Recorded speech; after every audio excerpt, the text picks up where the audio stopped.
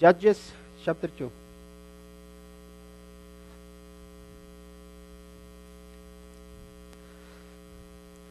A ver quién se quiere sentar aquí ahora. Jueces capítulo 2.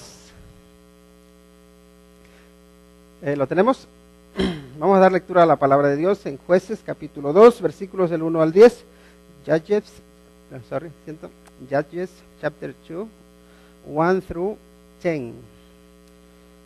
Jueces 2 del 1 al 10. Dice la palabra de Dios: El ángel de Jehová subió de Gilgal a Boquim y dijo: Yo os saqué de Egipto y os introduje en la tierra de la cual había jurado a vuestros padres, diciendo: No invalidaré jamás mi pacto con vosotros, con tal que vosotros no hagáis pacto con los moradores de esta tierra, cuyos altares habéis de derribar. Mas vosotros no habéis atendido a mi voz. ¿Por qué habéis hecho esto? Por tanto, yo también digo: no los echaré de delante de vosotros, sino que serán azotes para vuestros costados, y sus dioses os serán tropezadero. Cuando el ángel de Jehová habló estas palabras a todos los hijos de Israel, el pueblo alzó su voz y lloró. Y llamaron el nombre de aquel lugar Boquim, y ofrecieron allí sacrificios a Jehová, porque ya Josué había despedido al pueblo, y los hijos de Israel se habían ido cada uno a su heredad para poseerla. Y el pueblo había servido a Jehová todo el tiempo de Josué, y todo el tiempo de los ancianos que sobrevivieron a Josué, los cuales habían visto todas las grandes obras de Jehová que él había hecho por Israel. Pero murió Josué, hijo de Nun, siervo de Jehová, siendo de 110 años, y lo sepultaron en su heredad en Timnat Sera, en el monte de Efraín, al norte del monte de Gaás. Y toda aquella generación también fue reunida a sus padres. Y se levantó después de ellos otra generación que no conocía a Jehová, ni la obra que él había hecho por Israel. El tema que vamos a tratar esta tarde o esta noche tiene que ver con el conocimiento de Dios y su obra a través de las generaciones. El conocimiento de Dios y su obra a través de las generaciones. Y cuando hablo de las generaciones, a lo que me refiero es, por ejemplo, a que tenemos a nuestros abuelos, ¿no? Después de los abuelos vienen nuestros padres. Y después de nuestros padres venimos nosotros. Y ahí tenemos, ¿qué? 3 generaciones. Y en 3 generaciones suelen suceder muchas cosas. Pero vamos a enfocarnos desde la primera generación que es creyente, a la segunda generación y la tercera generación, y más o menos lo que suele suceder en las distintas generaciones. Ahora, no siempre sucede así, pero es un patrón que está muy marcado podemos decir que a través de la historia. Entonces, para empezar, quiero un poco designar o aclarar lo que se considera una primera generación, lo que se considera una segunda generación y lo que se considera una tercera generación. Primera generación normalmente son los cristianos que tienen una conversión en la cual ellos llegan a ver a Dios como su Dios. Es mi Dios. Y normalmente viven de Dios. ¿Qué significa esto? Que ellos dependen de Dios. No es lo mismo vivir de Dios que vivir para Dios. Vivir de Dios depende de su esfuerzo, de su obra. Vivir para Dios depende de mi fuerza, de mi esfuerzo. Y mucho cuidado. Sí, debemos esforzarnos por ser fieles a Dios.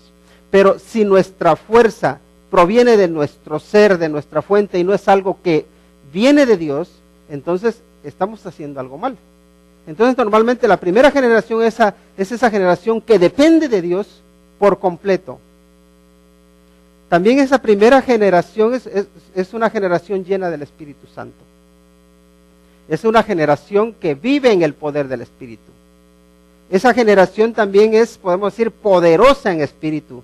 Como cuando el Señor Jesucristo, después de ser tentado, vino del desierto en el poder del Espíritu, ¿no? Esa primera generación también tiene una intimidad con Dios. Esa primera generación para esa generación, la vida de oración es un diario vivir. El andar con Dios es una experiencia diaria, una experiencia continua. Para la primera generación, lo sobrenatural es natural. El ver a Dios obrando es lo común, es lo típico. Para esa primera generación hay un testimonio todos los días. Si tú los invitas a que den un testimonio, te van a decir de algo que está haciendo Dios hoy con ellos, de algo que hizo Dios ayer. Normalmente por eso se distingue esa primera generación. Esa primera generación también confía en Dios. Su vida es una vida de fe, una vida de confianza. Tiene un testimonio vivo. Tiene una vida de oración rica. Tiene un conocimiento de la palabra de Dios profundo. ¿Por qué? Porque se alimenta de la palabra de Dios constantemente. La pregunta es esta: ¿me identifico con esta generación? ¿Soy yo de esa generación? La segunda generación más o menos tiene estas características. Normalmente son cristianos, son salvos, pero oyen la voz de Dios muy poco. Generalmente oyen la voz de Dios cuando tienen un accidente, cuando tienen una enfermedad, cuando, como dicen, cuando truena. Cuando truena es cuando dicen, sí, Dios me está hablando, y ahí vienen corriendo a la iglesia. Pero en cuanto un hermano les miró mal, salen corriendo. Ahí todos son unos hipócritas. Yo no voy ahí porque todos son malos. Normalmente eso distingue a una segunda generación. Normalmente descansan en la fidelidad de los padres. Mi papá es pastor. Mi padre ha sido cristiano desde muchos años. Yo he ido a la iglesia desde chiquito, desde pequeñito ahí me llevaban. Ahora, esta segunda generación, normalmente su enfoque son los logros de la vida. Y generalmente prosperan mucho. Generalmente consiguen muchas riquezas. ¿Por qué? Porque tienen vamos a decir, esa bendición o esa protección que unos padres fieles les dieron. Generalmente también comprometen sus principios. Si ven que tienen la posibilidad de conseguir algo, aunque ellos saben que está mal, conseguir algo, claro, erróneamente, aunque ellos sepan que está mal, dicen, bueno, no pasa nada. Al fin y al cabo, el fin justifica los medios. Entonces comprometen sus principios. Estas personas, normalmente, cualquier excusa les sirve para no ir a la iglesia el domingo. Hay un partido de fútbol, no voy a la iglesia. Hay una pelea de boxeo, no voy a la iglesia. Es que me vinieron a visitar unos familiares, no voy a la iglesia. Es que me han venido a visitar unos amigos, no voy a la iglesia. Es que tengo una fiesta, no voy a la iglesia. Cualquier excusa les sirve para no ir a la iglesia, porque no tienen un compromiso fiel, un compromiso firme. Y esta segunda generación tiene un testimonio de lo que Dios hizo en el pasado. Y muchas veces se les invita a que den su testimonio. Y los hijos saben cómo lleva su vida en su casa. En su casa muy pocas veces se pone a leer la Biblia. La tiene empolvada, la tiene perdida, porque no tiene tiempo para eso. Si tiene que leer la Biblia o ver una película, ¿qué creen que va a hacer? Pues la película, vamos a ver la película. Y entonces, ¿qué pasa? Luego, de vez en cuando, de cuando en cuando, tiene como vamos a decir, unas ráfagas de luz, en el que se pone espiritual unos 3 o 4 días, y luego baja otra vez. Cuando le invitan a dar un testimonio en la iglesia, se pone su corbata, o se pone muy bien presentable y dice, voy a dar mi testimonio en la iglesia. Y los hijos dicen, ¿tiene un testimonio? Y ya después, cuando llega a la iglesia, se pone, hermanos, yo era esto, yo era lo otro, pero hace 20 años que recuerdo que mi papá, o mi abuelo, o mi tío, o mi primo, me habló del Señor, y yo reconocí que era pecador y le entregué mi vida al Señor y me salvó. Y todo el mundo, wow.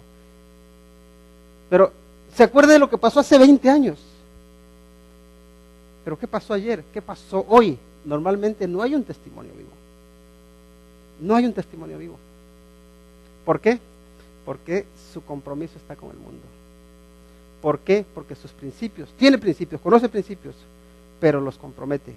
¿Por qué? Porque quiere, podemos decir que es una persona de doble ánimo.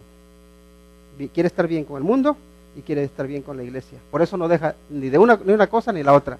Ni deja de ir a la iglesia, ni deja de estar relacionándose con el mundo. Ahí tenemos a esa segunda generación que suele ser. Pero luego hay otra generación, porque ellos también tienen hijos, ¿no? La tercera generación normalmente ya dicen, yo no quiero la hipocresía de mis padres, yo me voy al mundo y ya, me olvido de todo.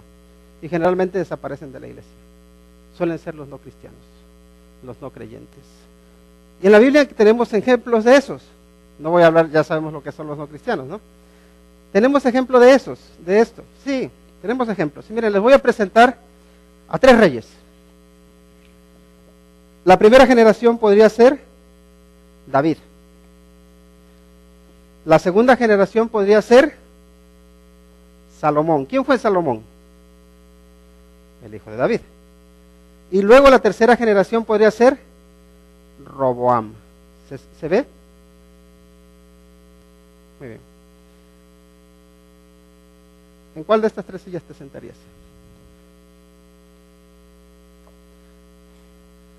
¿Serías la primera generación? ¿Serías como David? ¿Serías como la segunda generación? ¿Serías como Salomón? ¿O serías como la tercera generación, como Roboam? ¿Cómo serías? Vamos a ver en el libro de los jueces, llegaremos ahora a explicar eso, pero antes de eso, quiero que tengamos en cuenta algunos principios. Hace poco me estaban preguntando esto.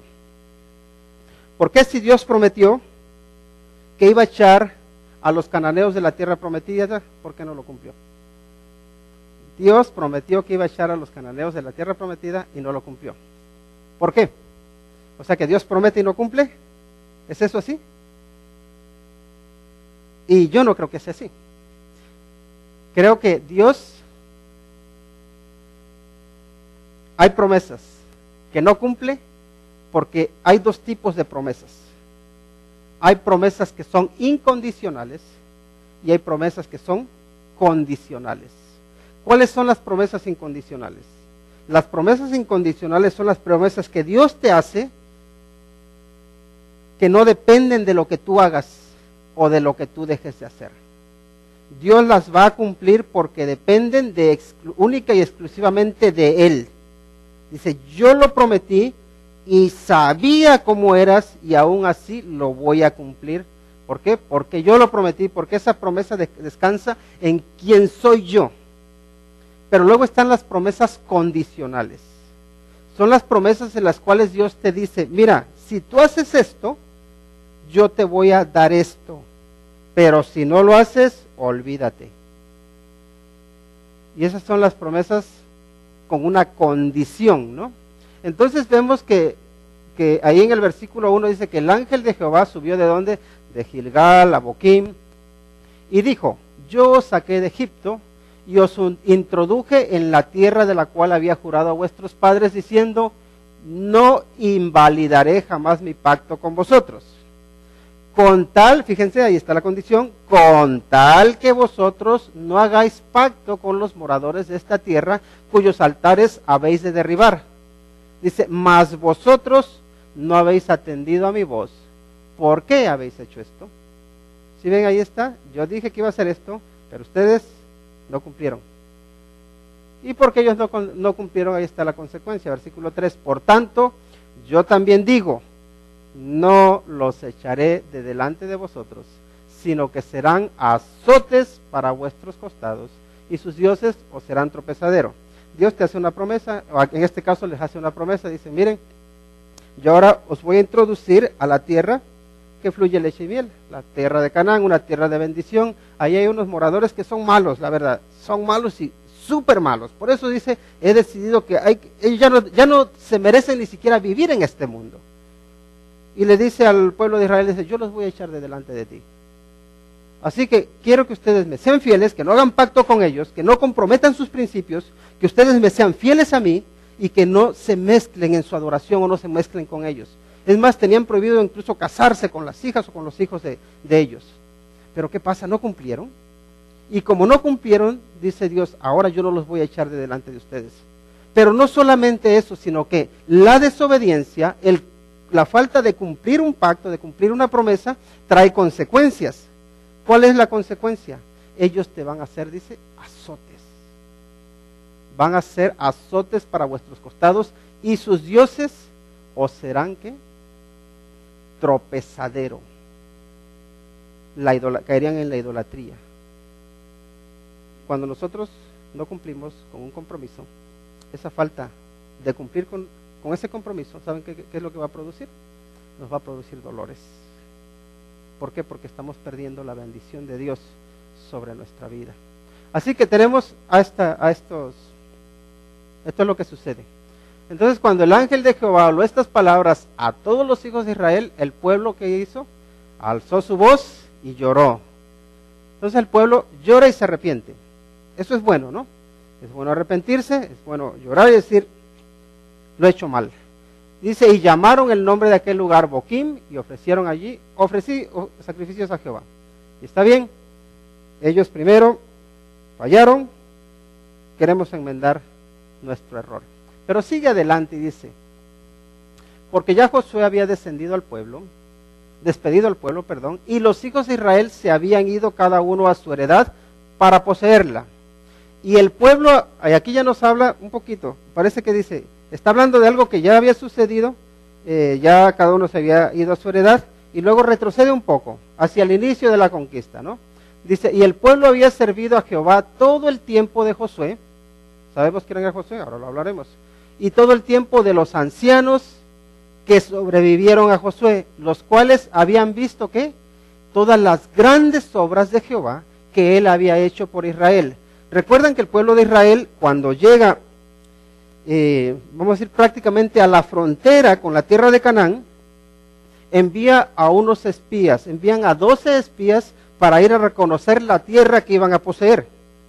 ¿Qué sucede? Que 10 de ellos llegan desmoralizados. Dice, los que vimos ahí eran unos gigantes, y nosotros parecíamos unos grillitos, parecíamos langostas, dice. No vamos a poder con ellos. Y todo el pueblo se desmoralizó. Pero hubo 2 hombres que dijeron, vamos, que Dios está con nosotros y ellos no tienen quien les ampare. ¿Quiénes fueron esos hombres? Caleb y Josué. Entonces, Josué, recuerden que cuando Moisés muere, es quien se queda como el nuevo caudillo, como el nuevo dirigente del pueblo de Israel. Entonces Josué es una generación, Josué y Caleb es una generación. Porque recuerdan que Dios les dice, porque una de las quejas que tenía el pueblo era esta, si nosotros vamos allí, van a matarnos a nuestras mujeres y van a matarnos a nuestros niños. Y Dios les dice, pues, les digo una cosa, ustedes dicen que les van a matar a sus hijos, ¿verdad? Pues les digo esto, ustedes no van a entrar a esa tierra y son sus hijos los que las van a conquistar. Entonces, la generación de Josué era muy poquita, eran 2. Entonces, Josué muere. Sabemos que conquistaron la tierra, ¿no? Y después hay otra generación, ¿no? Son los que sobrevivieron a Josué. Puede ser que Josué haya tenido, no lo sabemos, puede haber sido 20 años mayor que la siguiente generación. Puede ser, no sabemos la edad exacta, pero si recuerdan que todos los que fueran de 20 años para arriba iban a morir en el desierto. Entonces, de esa edad para abajo son los que iban a conquistar la tierra prometida. Bien, entonces ya tenemos esa generación, bueno, 2 generaciones, ¿no? Entonces dice, los cuales y el pueblo había servido a Jehová todo el tiempo de Josué y todo el tiempo de los ancianos que sobrevivieron a Josué, los cuales habían visto todas las grandes obras de Jehová que él había hecho por Israel. ¿Por qué sirvieron a Dios? ¿Por qué fueron fieles? Porque ellos eran testigos de la obra de Dios.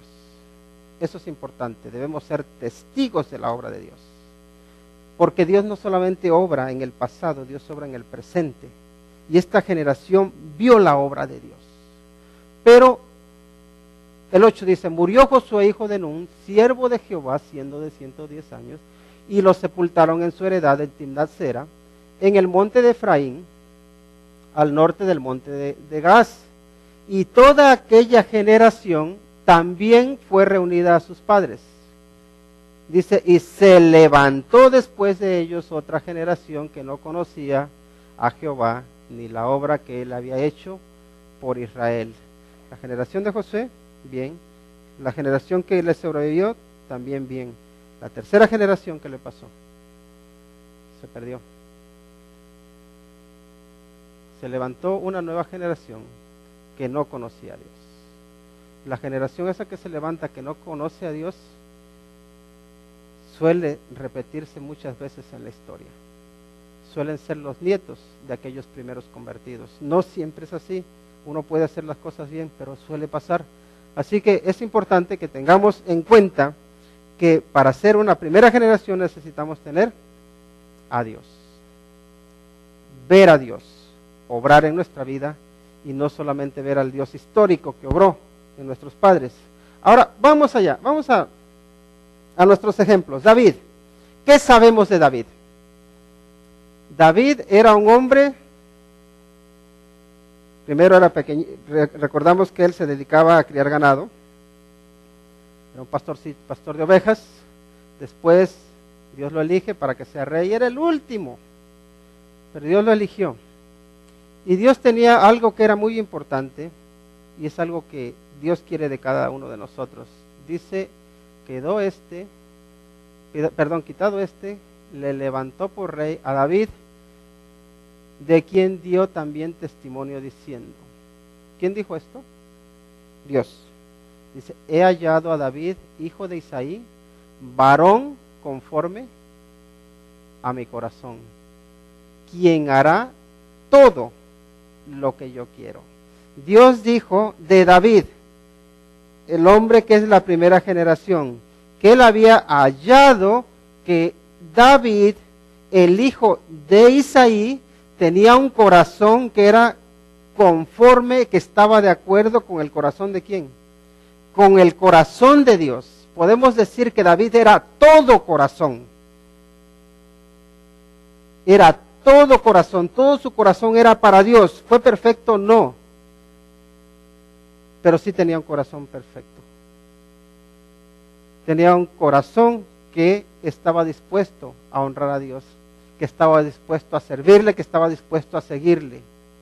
Y este hombre, que era todo corazón, vemos el amor que tenía con Dios, con su palabra.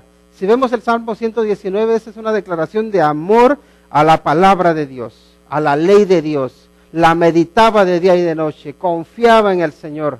Y tuvo sus errores grandotes, no les digo que no. Pero ese hombre, sí, Dios se atrevió a decir, este tiene un corazón conforme a mi corazón. Él hará todo lo que yo quiero. Pero luego tenemos a Salomón, que es la segunda generación, ¿no? Y Salomón, ¿quién fue Salomón? Salomón fue un hombre que tenía mucho conocimiento, mucha sabiduría, de hecho. Ahora, Salomón,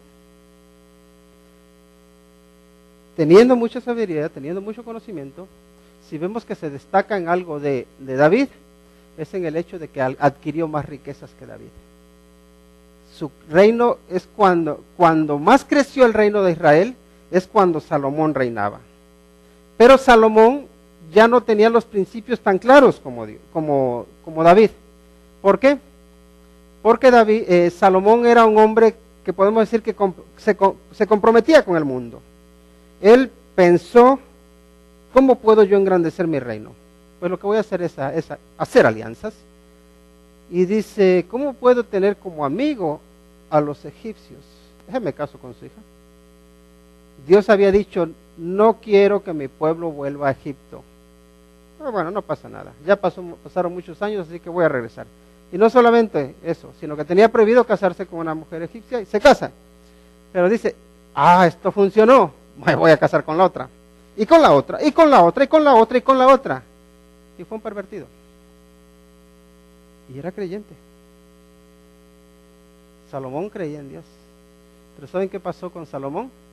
Dice, cuando Salomón era ya viejo, fíjense, cuando ya era viejo, sus mujeres inclinaron su corazón tras dioses ajenos. Y su corazón no era perfecto con Jehová su Dios, como el corazón de su padre David. Entonces David era todo corazón, Salomón era medio corazón. Así suele ser la segunda generación. Tiene medio corazón para Dios y medio corazón para el mundo. ¿Qué corazón tienes tú para Dios? ¿Todo corazón o medio corazón? La tercera generación, Roboam. Dice el versículo 13 del capítulo 12, dice, fortalecido pues Roboam, reinó en Jerusalén. Roboam es el hijo de Salomón, para que lo sepamos. Y era Roboam de 41 años cuando comenzó a reinar, y 17 años reinó en Jerusalén, ciudad que escogió Jehová de todas las tribus de Israel para poner en ella su nombre. Y el nombre de la madre de Roboam fue Naama Amonita. E hizo lo malo, ¿por qué? Porque no dispuso su corazón para buscar ¿a quién? A Jehová. David era todo corazón, Salomón medio corazón y Roboam sin corazón. No tenía un corazón para Dios. Y vemos la decadencia en 3 generaciones. Salomón tenía consejeros que eran creyentes, pero también se hizo de consejeros que no eran creyentes. Roboam, cuando llegó a ser rey, él tenía al principio algunos consejeros sabios que eran creyentes, pero los hizo a un lado. ¿Y saben qué hizo? Se juntó con sus amigos, dejó a los ancianos, a los que tenían sabiduría, buscó el consejo de los que eran igual que él y lo desviaron. Y entonces cuando el pueblo venía a pedirle ayuda, decía, si mi padre Salomón os ponía un dedo encima, yo les voy a poner una mano, yo los voy a aplastar. Si les exigía un poco de impuesto, yo les voy a exigir más. Van a ver lo que es de verdad tratar con dureza a un pueblo, ¿no? ¿Y qué es lo que había pasado con Roboam? Roboam no tenía un corazón para servir a Dios. Era descorazonado. Y eso suele suceder. Normalmente la persona, el primer creyente, se compromete con Dios, busca a Dios, busca agradarle a Dios, vive para Dios. La segunda generación ya no lo tiene tan claro. Dice, no hay que ser tan radical. No hay que tomarse las cosas tan a pecho, hombre. Hay que contextualizarnos, ¿no? Y yo no quiero decir que debamos ser radicales, pero sí quiero decir que debemos tener los principios muy claros, y si hace falta ser radical, hay que ser radical ¿en qué? En que sepamos que estamos haciendo las cosas como Dios manda, aunque al mundo no le guste. Porque después va a llegar otra radicalidad, que va a ser la radicalidad de los no creyentes. Que eso les va a importar poco, atacar tu fe, destruirte, destruir la fe, atacar a Dios. Y encontramos eso constantemente en las distintas generaciones. Tenemos más ejemplos. Abraham. Recuerdan que Abraham era un hombre que, podemos decir que era una primera generación, ¿no? Porque Dios lo llamó ¿de dónde? De Ur de los Caldeos. Sabemos que que Abraham creyó a Dios y le fue contado por justicia, ¿no? Y de hecho cuando Jacob habla o piensa de Abraham, dice que Abraham, que Dios para Abraham era su Dios. Y dice que de Isaac era el temor de Dios. Hay una diferencia. Isaac vivía por temor a Dios, obedecía a Dios porque le temía, pero Abraham servía a Dios porque confiaba en él. Pero Abraham cometió un error, que luego vemos que pasa a las siguientes generaciones. Primero dice en Egipto, di por favor que eres mi hermana para que me vaya bien por causa tuya y para que yo viva gracias a ti. ¿Qué es lo que sucedió? Pues en Israel hay hambruna, en Israel la verdad que están pasándolo muy mal.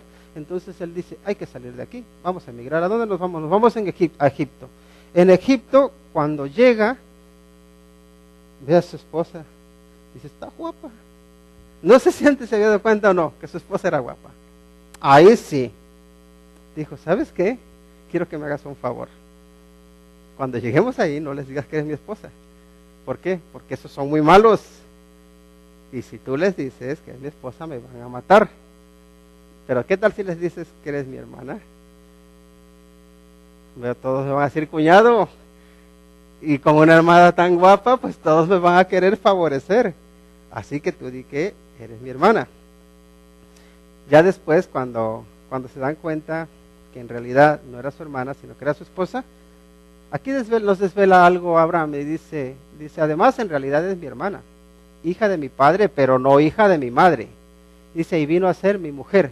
Entonces ahí lo que hace es decir una media verdad, o una media mentira, que es mentira, ¿no? Y aquí tenemos a nuestro amigo Abraham, que dijo una media mentira. Luego tenemos a Isaac. Isaac tiene el mismo problema que Abraham. ¿Por qué? Porque también él ya se iba a ir a Egipto. Entonces Dios le dice, no te vayas a Egipto, vete aquí a Gerar, aquí está cerquita. Entonces habitó pues Isaac en Gerar, y los hombres de aquel lugar le preguntaron acerca de su mujer, y él respondió, es mi hermana. Dice, porque tuvo miedo de decir, es mi mujer, pensando que tal vez los hombres del lugar lo matarían por causa de Rebeca, pues ella era de hermoso aspecto. Otra vez, aquí tenemos ahora al hijo, a Isaac, y la misma situación, hay problemas en la tierra, hay hambruna, así que él migra, y cuando llega otra vez se da cuenta de que su esposa le puede servir, le puede ayudar, ¿para qué? Para que lo traten bien, para que le den incluso favores, pero pone en peligro a su esposa. En este caso su esposa no era ni media hermana de nada, era la hija de su tío. Entonces dice, pues yo voy a mentir descaradamente. No hay una media mentira, es una mentira completa. Sirva decir que aquellos hombres que tanto Abraham como Isaac creían que eran malos, que eran perversos, que no tenían conocimiento de Dios, que no tenían el temor de Dios, ellos les llaman la atención a los dos y les dices, ¿por qué no me dijiste que era tu esposa? Porque a cualquiera de los que estamos aquí nos habrías orillado a pecar contra Dios. Wow. A veces los que no son creyentes, o que nosotros nos creemos que no son creyentes, nos dan unas lecciones de fe para que despertemos y no nos creamos que somos mejores que los demás. Pero en todo caso, vemos que hay una mentira completa. Abraham, media mentira. Isaac, mentira completa. Pero ¿y qué tal con Jacob? Jacob ya es un mentiroso empedernido. Ese ya dice más mentiras que las veces que respira. Respira una vez y miente dos veces. Así es Jacob. Dice, y él dijo en Génesis 27:35, vino tu hermano con engaño y tomó tu bendición. Recuerdan que Isaac ya estaba medio ciego, ya tenía muchos años, así que le dice Esaú, tú eres mi hijo primogénito, ¿verdad? Dice, sí, yo lo soy. ¿Sabes que ya me voy a morir? Pero lo normal es que antes de que me muera yo te bendiga. Y la bendición tenía generalmente que ver con que al hijo mayor se le daba el doble de lo que se le daba al hijo menor. Entonces, ¿qué hace Jacob? Él se disfraza como que si fuera Esaú y se pone, como él era lampiño, Esaú era velludo, se pone aquí piel de ovejas, se pone la ropa como si fuese del campo y va y le dice, padre, bueno, y también sirva que Isaac tenía el problema de que era un poco comilón. Entonces le dice Esaú, mira hijo, lo que quiero es que hagas que vayas al campo, que mates un animal y que me prepares un guiso como a mí me gusta. Así que sale Esaú y esta vez parece que rápidamente atrapa un animal, pero siempre ir de cacería va a tardar uno más que si agarras un cabrito que tienes ahí a la mano y se lo preparas y ya se lo haces, ¿no? Entonces sí, en este caso Rebeca también contribuyó porque le dijo, hijo, quítale la bendición a tu hermano. Así que Jacob se disfraza y engaña a Isaac. Y llegas con su guiso, le dice, aquí tienes el guiso que me pediste, padre. Y dice, ¿tan rápido? Dice, sí, Dios me bendijo. Me hizo que lo atrapara rápido, ¿no? Entonces nada, ya le dice, acércate. Y lo huele a él. Dice, es que veo algo raro. Tu voz me parece como la voz de Jacob, de Esaú. De Jacob, sí. Pero me huele a Esaú. Entonces tienes que ser Esaú. Así que ya se pone a comer y lo bendice. Justamente cuando termina de recibir la bendición, viene Esaú y le dice, aquí tiene padre el guiso que me pidió. Y entonces ahí Isaac, pues, como que se estremece y dice, ¿quién eres? Y dice, soy Esaú, tu hijo. ¿Y el que se acaba de ir, quién es? ¿Cómo que se fue alguien? Y ella dice, mi hermano Jacob me engañó. Tu hermano me engañó. Y lo bendije, dice, pero aún así será bendito. Así que Jacob, incluso por medio de engaños, consiguió una bendición. Porque cuando bendices, o cuando recibes una bendición, la recibes. Porque la bendición está por encima incluso de nosotros mismos. Pero bueno, aquí tenemos a este hombre que es mentiroso, pero ya saben que el que engaña, lo engañan. Así que Jacob, también cuando se fue, ya saben que él tiene que salir huyendo, se va para Harán, allí se encuentra a su suegro, a Labán, otro que son más o menos de la misma calaña, no voy a decir que era peor que él, pero los dos, buenos para engañar. Le hacían un trato, no que te voy a pagar tanto, le dice Labán a Jacob, dice, está bien. Y cuando ve que era mucho, dice, no, te lo cambio. 10 veces le cambió el sueldo el suegro a Jacob. Y cuando, claro, Jacob se enamora de Raquel y le dice, voy a trabajar por ti, por Raquel, para que me la concedas como esposa. Dice, ¿cuánto? Pues 7 años. Venga, trabaja 7 años. Se cumplen los 7 años y yo no sé, lo emborracha me parece. Y ya después le dice, no le voy a dar a la más guapa, le voy a dar la que es la más feita, que nadie la quiere. Entonces lo que voy a hacer es que le doy a esta, y así ya salió. No lo dijo así, perdone la broma. No, lo que hace es, le dice, le da por la noche, sin que la vea, a la hija con la cual no había, o de la cual no había pactado que se le iba a dar, a Lea. Entonces le da a Lea por esposa al siguiente día. Le dice Jacob, ¿qué me has hecho? El trato había sido por Raquel y me has engañado. Dice, no, es que aquí no se acostumbra a hacer eso, pero si trabajas otros 7 años, entonces te la doy. 7 años más trabajando. Lo engañaron, lo volvieron a engañar, pero él también, cuando hacía trato con Labán, le dice, mira, vamos a hacer un trato. Todas las ovejas que nazcan pintas son para mí. Las que nazcan blancas son para ti. Y tenía un truco, porque él sabía cómo hacer que nacieran blancas o que nacieran pintas. Así que hacía ese truco y todas nacían para él, para su conveniencia. Entonces Labán por eso también se enojaba. ¿Por qué? Porque lo engañaba, ¿no? Y ahí van a ver quién engaña más. Y ya cuando finalmente se cansa, ya tiene sus propiedades. Dice Jacob, dice, ¿sabe qué? Le dice a sus esposas, a todos sus hijos, dice, nos vamos. Es imposible seguir viviendo con este engañador, con este mentiroso. Pero él era igual. Así que, para no cambiar su estilo, su costumbre, ¿qué hace? Jacob dice, y Jacob engañó a Labán arameo, no haciéndole saber que se iba. O sea, me despido sin despedirme. Me voy, con una mentira.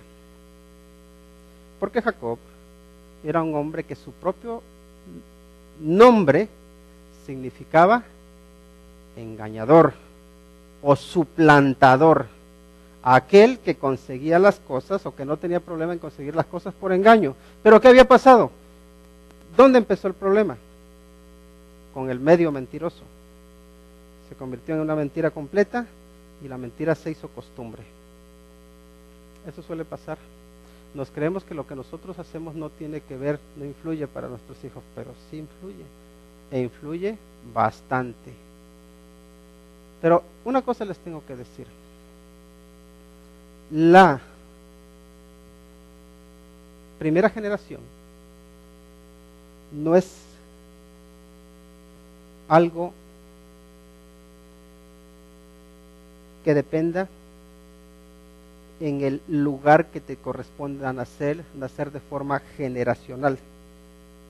El ser de una primera generación o de una segunda generación o de una tercera generación tiene que ver con una posición, con la posición que tú tienes con Dios.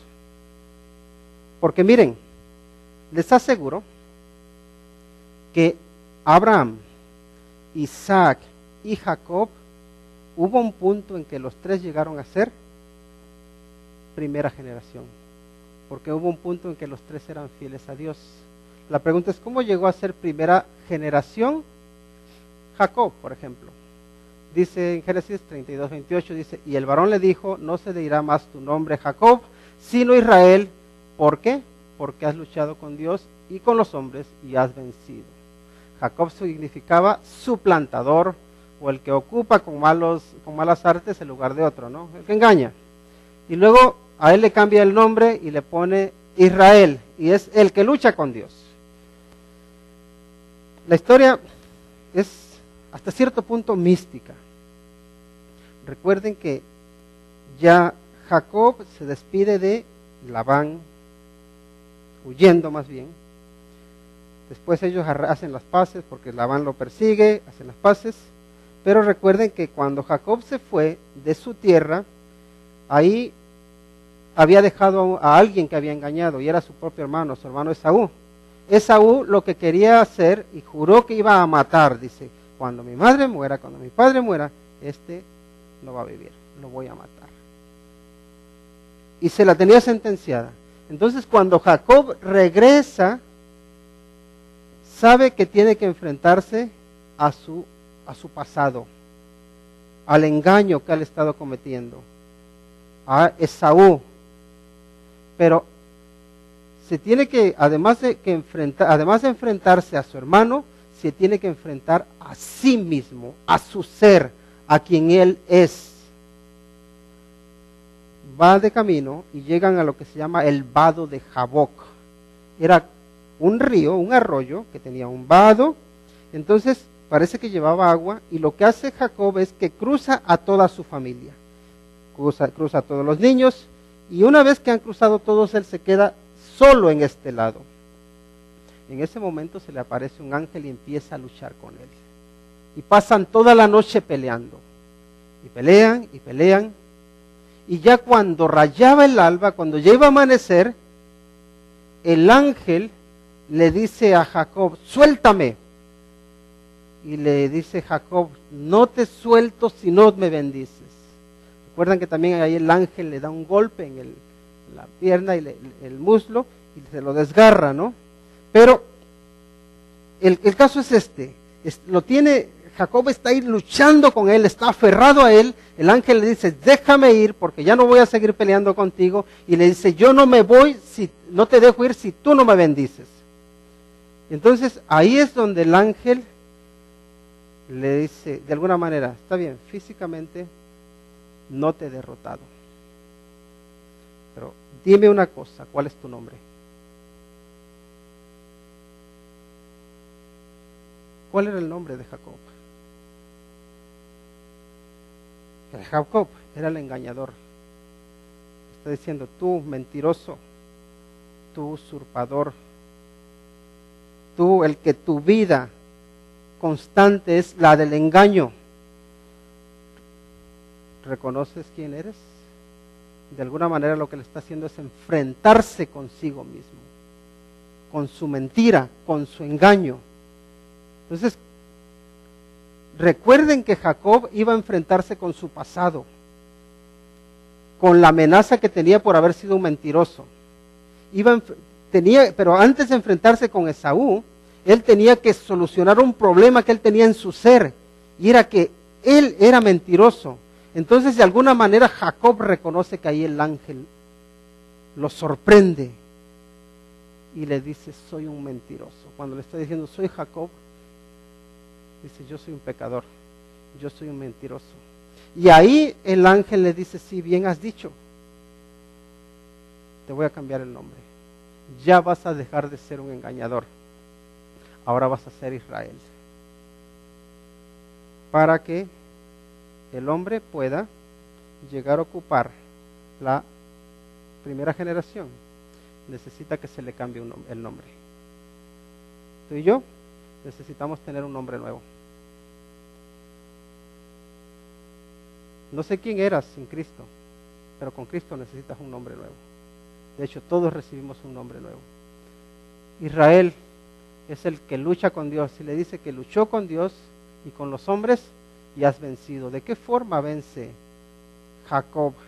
Es que él es capaz de derrotar a Dios. ¿Saben cómo venció Jacob con Dios? Reconociendo su pecado. La única manera que tú y que yo tenemos para vencer con Dios, para luchar con Dios y salir victoriosos, es reconociendo nuestro pecado. Es reconociendo nuestra maldad, reconociendo quiénes somos para que Él nos transforme. Y Él lo reconoció y Dios lo transformó. Dios lo cambió y pasó de ser la tercera generación a ser la primera generación. Tenemos a un hombre, una historia muy peculiar, la historia de Sansón. Sansón, recordemos que se distinguía, ¿por qué? Por su fuerza, ¿verdad? Se distinguía también porque tenía una cabellera muy larga. Se distinguía porque Dios lo llamó para ser nazareo. ¿Y quién era? ¿Qué hacía un nazareo? ¿Cuál era su función? Y la función del nazareo era, podemos decir, confrontar a la gente de su época con un estilo de vida que era totalmente diferente a como vivía la gente. Porque un nazareo no debía beber vino, ni ningún producto de la uva, ni siquiera comer uvas. Yo me pregunto, ¿qué hay de pecado en comer uvas? ¿Qué hay de pecado en beber un poco de vino? No hay pecado. Un nazareo también no debía cortarse el cabello. ¿Qué hay de malo en cortarse el cabello? No hay nada. No hay nada de malo. Un nazareo tampoco debía tocar un cuerpo muerto. Si hay alguien que ha fallecido, ¿por qué? ¿Qué hay de malo en que tú toques un cuerpo muerto? Es pecado, ¿no? Te puede contaminar un poco las manos, te las lavas y punto, ¿no? No es el pecado. También un nazareo no se debería, bueno, y esto para todo el pueblo judío, no se debería casar con mujeres extranjeras, con mujeres que no fueran mujeres de su pueblo, del pueblo de Dios. Así que el nazareo era llamado para representar o para de alguna manera confrontar a un mundo que se había apartado de Dios, para decirles, hay una forma de vivir que es diferente a la forma que ustedes llevan. ¿Qué hizo Sansón? ¿Tocó un cuerpo muerto? Sí, recuerdan que normalmente él cuando mataba lo hacía con la quijada de asno o siempre utilizaba un arma. Cuando mata al león, ¿qué es lo que hace? Lo mata con sus manos. Cuando se casa con la filistea, ¿qué es lo que hace? Hace una fiesta, consume bebidas, bebe. Se casa con una mujer extranjera y luego dice que su fuerza dependía de que su pelo estuviese largo. Así que le cortan el pelo. Todo aquello para que Dios lo había llamado a que fuese diferente, él no lo quiso cumplir. No supo llevar su nazareato. Dijo, yo sé que Dios me ha llamado para ser diferente, pero yo no lo quiero hacer. Yo prefiero vivir como el mundo vive. Yo prefiero vivir como el resto de la sociedad. Y si pensamos en nosotros, Dios nos llama, nos pone en esta sociedad, ¿saben para qué? Para ser diferentes. Y muchas veces no se trata de que tú te pongas algo, te lo dejes de poner porque sea pecado o no sea pecado, sino porque tú estás para marcar una diferencia. para llamarle la atención al mundo, para mostrarle al mundo de que hay un estilo de vida que es diferente. Porque ¿saben qué? Es muy cómodo mezclarse con la sociedad. Es muy cómodo ser un cristiano de segunda generación. ¿Por qué? Porque somos como el camaleón. Cuando estamos en la iglesia, somos más santos que nadie. Pero cuando estamos en el mundo, somos tan perversos como ellos. Somos camaleones. Esta es la situación que podemos decir que es la más cómoda, pero no es la más adecuada. No es la que te va a traer paz, no es la que te va a dar la victoria, es la que te va a llevar a la destrucción, es la que te va a llevar a ser derrotado. Sabemos lo que es ser un Roboán, sabemos lo que es ser un no cristiano, y sabemos, los que hemos conocido al Señor ya de grandes, que vivir aquí trae sinsabores, trae amarguras. El problema de las segundas generaciones es que ellos no han vivido aquí y se creen que aquí este mundo ofrece cosas bonitas. Se creen que se están perdiendo todo el gozo de la vida, toda la felicidad de la vida, me la estoy perdiendo. ¿Por qué? Porque siempre he estado aquí en la iglesia. ¿Por qué me he estado relacionando con la primera generación, o con otros como yo de mi segunda generación? Pero yo quiero disfrutar como estos. Pero los que ya hemos estado aquí sabemos que esto es un engaño. Sabemos que esto está vacío. Sabemos que no trae paz, que no trae esperanza, que lo que trae es destrucción. Porque estamos aquí en las garras del diablo. Aquí estamos a medias. Pero lo que Dios quiere de nosotros es que estamos aquí en la primera generación. Me gusta que Dios dijo: yo soy el Dios de Abraham, el Dios de Isaac y el Dios de Jacob. Y yo soy Dios de vivos, no soy Dios de muertos. ¿Dónde estás? ¿Eres un cristiano vivo? ¿O eres un cristiano moribundo? ¿O de plano no eres cristiano y estás muerto? ¿Dónde estás? ¿Dónde estamos? ¿Dónde estás hoy? ¿Dónde estoy hoy? ¿Y dónde quieres estar?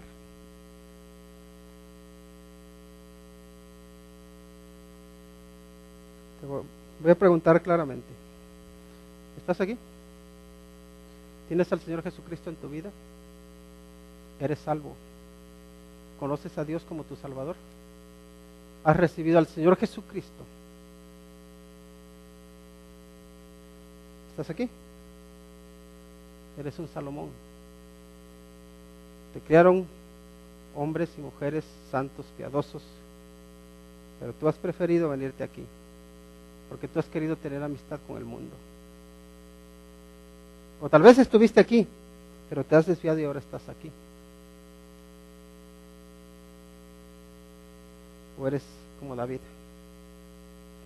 Eres esa primera generación, aquel que tiene un nombre nuevo, que tiene una vida nueva, que tiene una vida en la cual todo su corazón está entregado a Dios.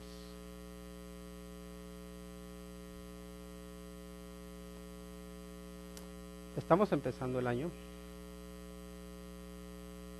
y creo que es bueno empezar el año con todo el corazón entregado al Señor. Y por esa razón, quiero invitarles para que todos aquellos que quieran entregarle a Dios todo su corazón y decir: Señor, este año yo quiero servirte con todo mi corazón, yo quiero honrarte con todo mi corazón, yo quiero consagrarme a ti con todo mi corazón. Pases y que te arrodilles ahí y que se lo digas al Señor.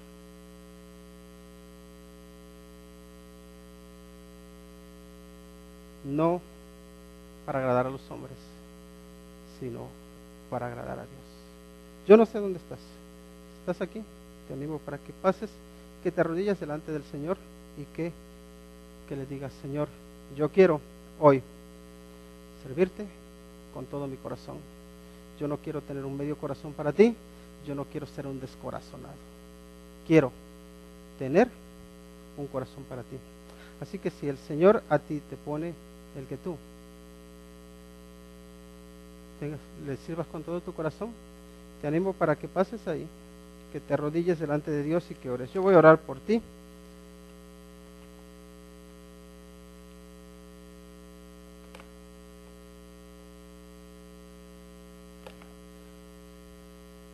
y si no, pues tú sabes dónde estás.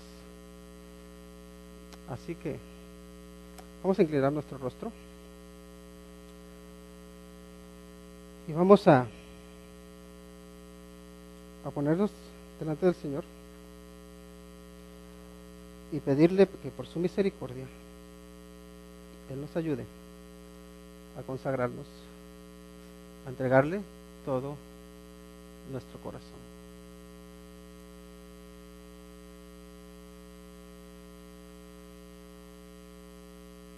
Vamos a orar. Dios Santo, en el nombre de Cristo Jesús, me presento ante ti para pedirte perdón por mis pecados, para pedirte perdón porque me he mezclado con el mundo, porque cuando he conocido de ti, de tu palabra, tú, Señor, o yo, Señor, te he fallado y te ruego que me perdones. Te pido que me limpies de toda maldad y, Señor, por favor, ayúdame para que este nuevo año que comienzo pueda hacerlo con un corazón íntegro, te glorifique y que te honre, oh Señor. Señor, te doy las gracias porque tú eres un Dios de segundas oportunidades y por tu misericordia te ruego que me des esa segunda oportunidad. Señor, por favor bendice a cada uno de los que estamos aquí y de forma especial queremos pedirte por Dora. Señor, tú conoces todas sus luchas, tú conoces su proceder, tú sabes dónde ha estado y también sabes de dónde la has sacado. Y en el nombre de Cristo Jesús queremos presentártela para que, Señor, tú tomes su vida, para que tú tomes su corazón, que tú lo renueves, oh Dios, y que tú, Señor, le concedas vivir como una persona que te honra, que te glorifica, que te exalta con todo su ser. Señor, por favor, bendícela, guíala, y que su decisión de entregarte a ti con todo su corazón, que tú la honres, que su, Señor, la tomes en serio, que la guíes, que la fortalezcas, y, Señor, que este año sea un año en el que ella pueda crecer en ti y que pueda, Señor, ser guiada por tu mano en todo momento. Eso, Señor, te lo pedimos por ella y por todos los que estamos aquí. Pues te lo rogamos en el nombre que es sobre todo nombre, en el nombre de nuestro Señor Jesucristo.